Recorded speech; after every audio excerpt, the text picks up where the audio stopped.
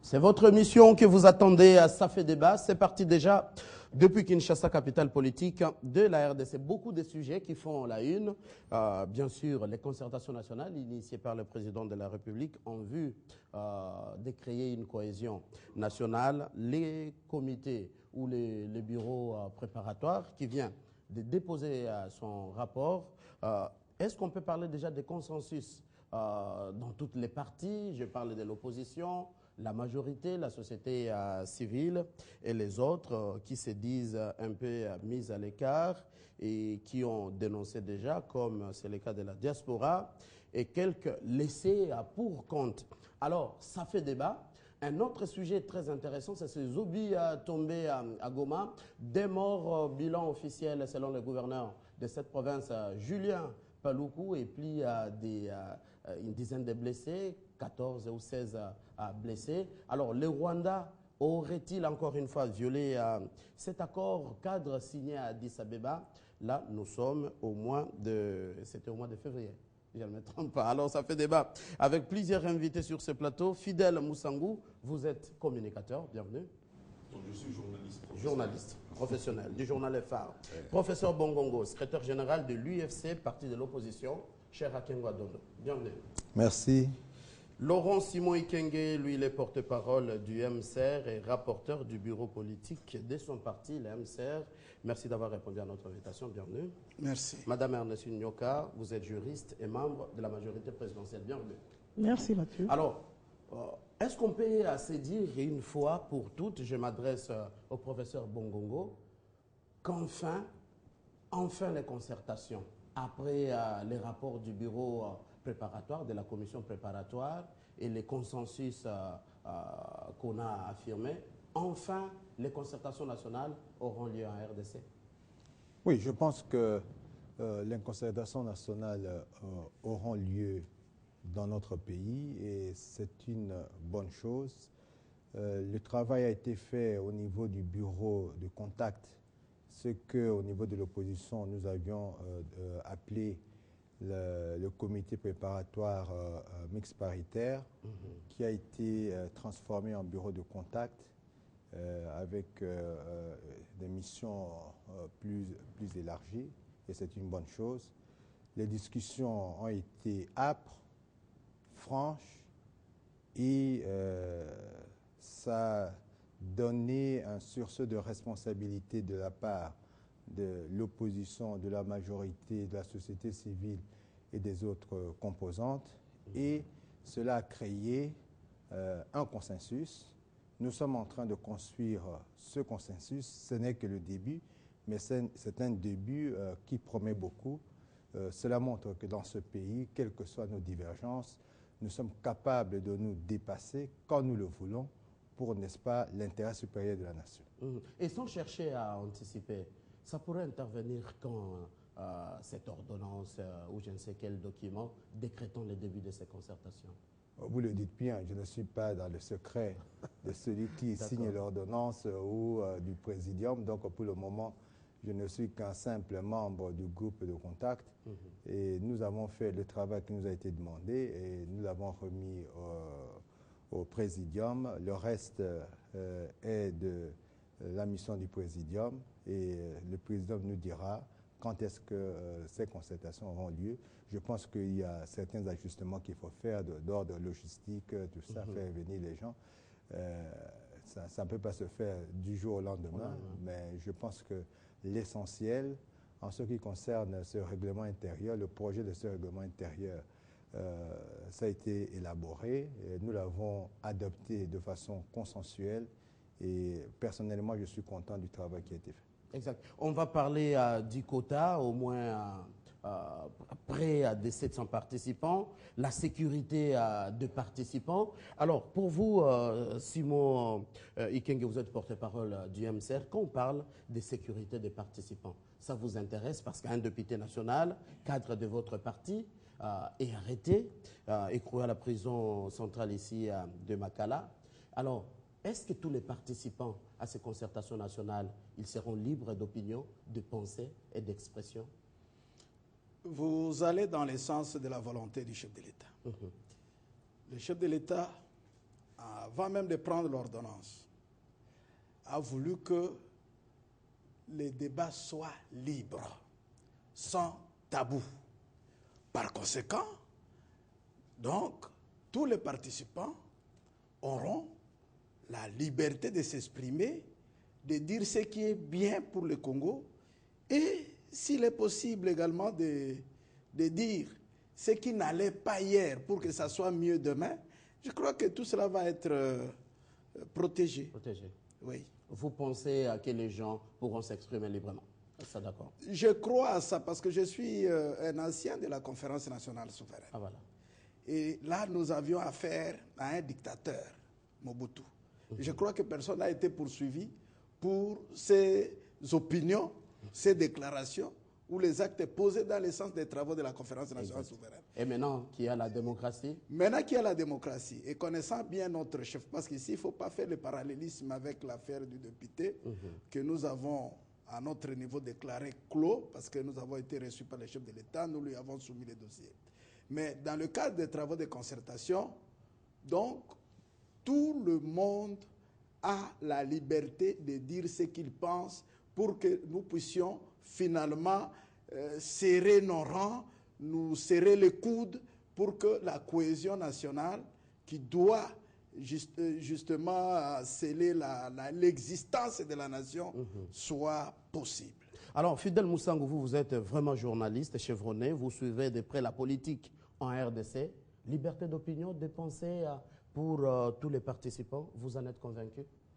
Écoutez, la liberté a toujours été démise, mais vous avez déjà une victime qui s'appelle Mouindo.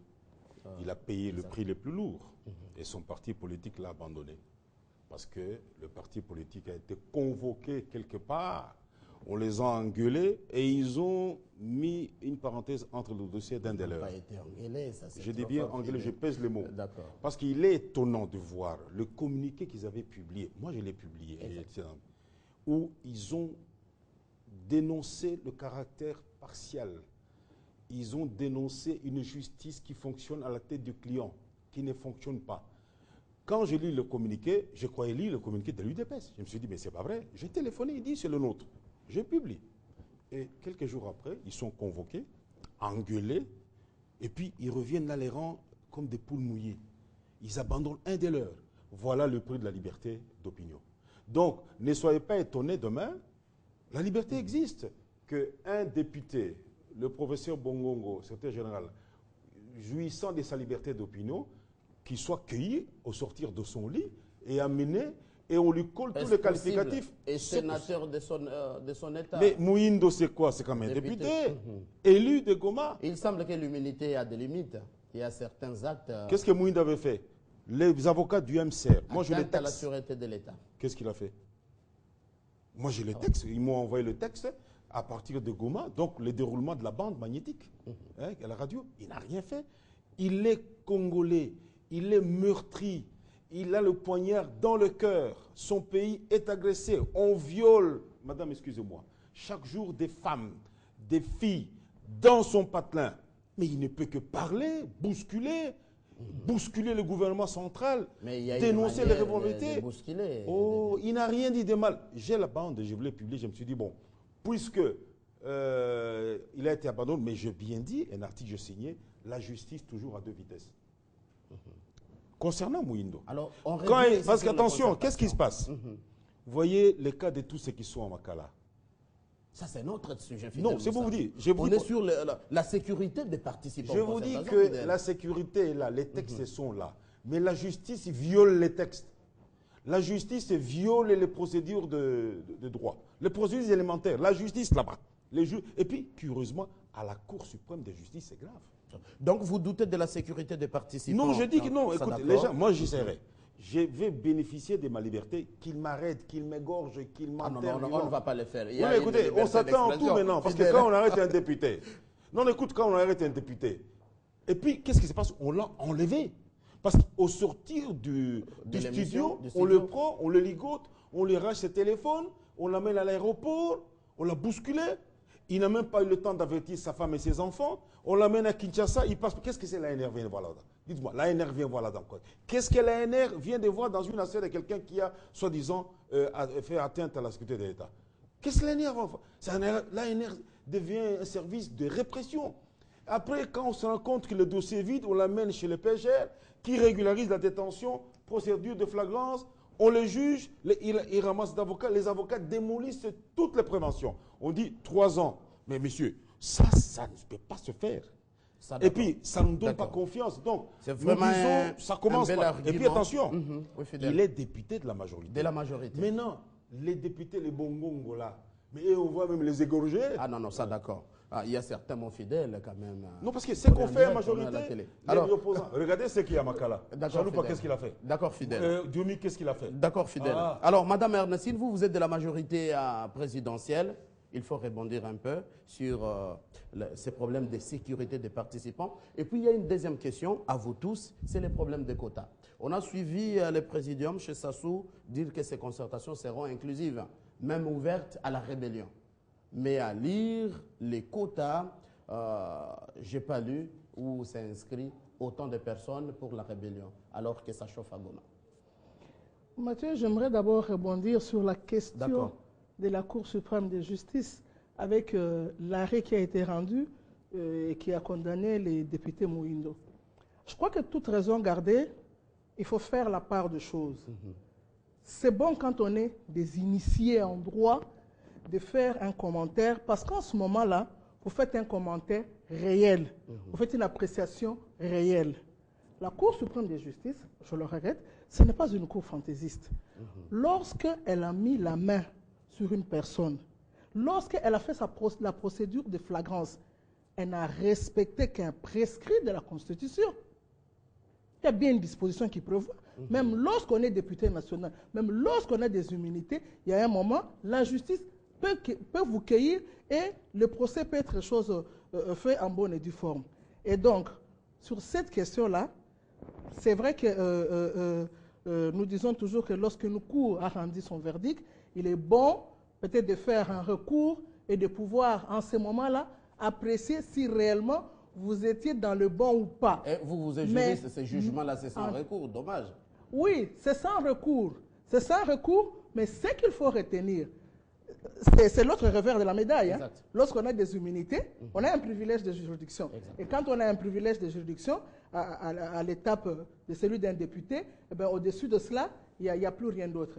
Mais je crois que l'essentiel a été fait. La Cour a dit le droit. Vous avez foi en la justice congolaise, d'accord. Alors, quant à la sécurité des participants. Quant à la sécurité des participants, je crois que le président de la République a été conséquent lorsqu'il a convoqué les concertations. Parce que partant, sans d'abord voir le contenu lui-même de l'ordonnance, mais partant d'abord du concept, c'est des échanges, des discussions. Mais pour échanger, pour donner un point de vue précis sur un problème crucial retenu dans l'ordonnance, il faut encore que les partis s'expriment. Aujourd'hui, j'ai apprécié lorsque le porte-parole du MSR a parlé tout à l'heure, aujourd'hui nous avons une situation différente d'hier sous la Deuxième République. Même sous la Deuxième République, la CNS s'est passée en bonne et due forme sans que les gens ne puissent être accueillis. Regardez, Tshisekedi avait été élu Premier ministre. Mais personne ne l'a accueilli ou un de ses sympathisants à l'extérieur comme quoi. Pourquoi vous avez favorisé, pourquoi vous l'avez élu, pourquoi. Il n'y a pas eu tout cela. À cette époque-là de la dictature, mais aujourd'hui où nous sommes à l'apprentissage de la démocratie, aujourd'hui où la liberté d'opinion, d'expression est étalée sur tous les organes de la presse, combien des opposants, combien même de ceux de la majorité, qui d'autres, par exemple, disent « nous faisons de l'opposition au sein de la majorité ». Ça existe, ils s'expriment. Le bel exemple, c'est l'exemple du MSR. Le MSR s'est exprimé, mais ce n'est pas pour cela que, comme j'ai entendu dire qu'ils ont été engueulés, ils n'ont pas été engueulés. Ils savaient qu'il n'y avait plus de recours parce que c'était la Cour suprême de justice et qu'il fallait absolument obtenir un rendez-vous avec le chef de l'État et parler de la question. Je crois que le problème a été élagué parce que les gens se sont exprimés. Un autre exemple de démocratie, de liberté d'expression, nous avons eu Rapidement, madame, il faut faire l'équilibre de la parole. Oui, nous avions eu les élections au Bas-Congo.